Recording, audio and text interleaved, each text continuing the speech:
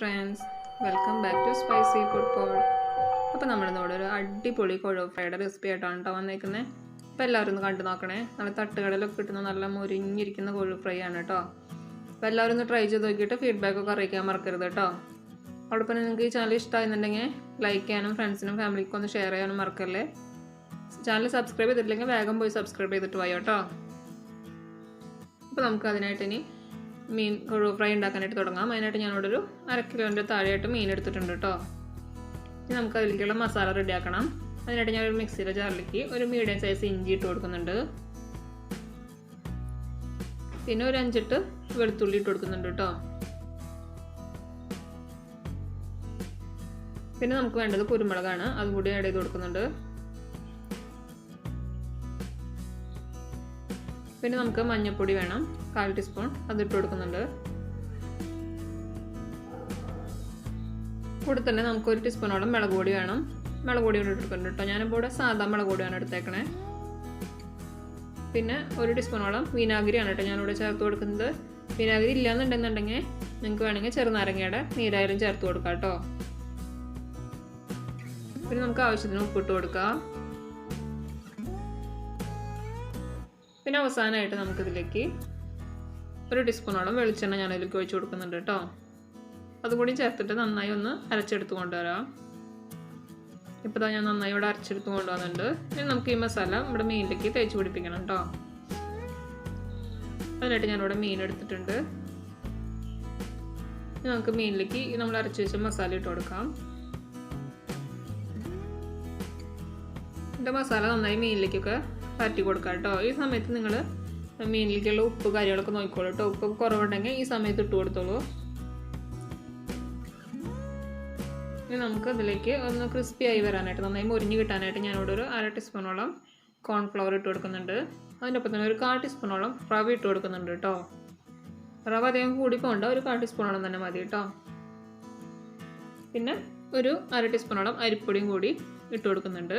ഇത് എന്തിനാ ചെയ്യണമെന്ന് വെച്ച് കഴിഞ്ഞാൽ നമ്മുടെ മീൻ നന്നായി മൊരിഞ്ഞിരിക്കാൻ വേണ്ടിയാണ് കേട്ടോ. നമുക്കത് നന്നായി മിക്സ് ചെയ്തിട്ട് ഒരു 1/2 മണിക്കൂറെങ്കിലും റെസ്റ്റ് ചെയ്യാൻ വെക്കണം. ഇതവിടെ നന്നായി ഞാൻ കുഴച്ചെടുത്തിട്ടുണ്ട്. നമുക്കതൊരു 1/2 മണിക്കൂർ റെസ്റ്റ് ചെയ്യാനായിട്ട് എടുത്ത് വയ്ക്കാം.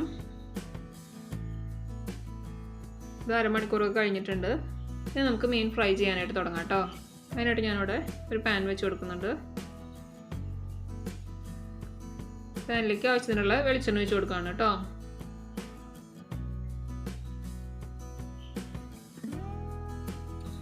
ഞാനിവിടെ കുറച്ച് കറിവേപ്പില ഇടുന്നുണ്ട്. നമുക്ക് അവസാനം ഒന്ന് ഗാർണിഷ് ചെയ്യാൻ വേണ്ടിയിട്ടാണ്.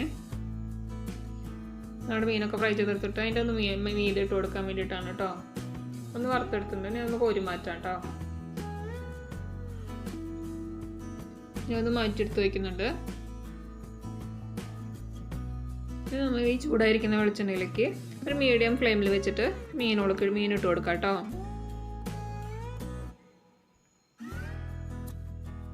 ഈ മീൻ അധികം നേരം കുക്ക് ചെയ്യേണ്ട ആവശ്യമില്ല, പെട്ടെന്ന് തന്നെ ആവുന്ന ഒരു മീനാണ് കേട്ടോ. മീനാണ് നല്ല നൈസല്ലേ, അധികം നേരം പൊടിയാണ്ട് തന്നെ ഒന്ന് മറിച്ചിട്ട് കൊടുക്കണേ. ഞാൻ നന്നായി മറിച്ചിട്ട് കൊടുത്തിട്ടുണ്ട്. നമുക്ക് ഈ സൈഡും കൂടി ആയിക്കഴിഞ്ഞാൽ നമുക്കിത് കോരി മാറ്റാം കേട്ടോ. ഈ മീൻ പെട്ടെന്ന് തന്നെയാവും, അപ്പോൾ അധികം ചിക്കി പൊട്ടിക്കരുത് കേട്ടോ. അപ്പോൾ നമ്മുടെ മീനൊക്കെ അത്യാവശ്യം ഫ്രൈ ആയിട്ടുണ്ട്. ഇനി നമുക്കിതൊന്ന് കോരി മാറ്റി എടുത്ത് വയ്ക്കാം കേട്ടോ.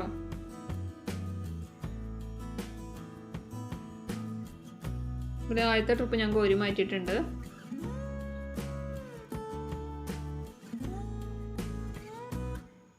ഈ സമയത്ത് നിങ്ങൾക്ക് ഉപ്പ് എന്തെങ്കിലും കുറവ് തോന്നുകയാണെങ്കിൽ നിങ്ങളിടുന്ന സെക്കൻഡ് ബാച്ച് ഇടാനുണ്ടെങ്കിൽ അതിലേക്ക് കുറച്ചും കൂടി ഉപ്പൊക്കെ വേണമെങ്കിൽ ആഡ് ചെയ്ത് കൊടുത്തോളൂ കേട്ടോ നോക്കിയിട്ട്. ഇപ്പോൾ രണ്ടാമത്തെ ബാച്ചും ഞാൻ ഇതിലേക്ക് ഇട്ട് കൊടുക്കുകയാണ്. ഇതും കൂടി ഒന്ന് മൊരിച്ചെടുക്കാം കേട്ടോ.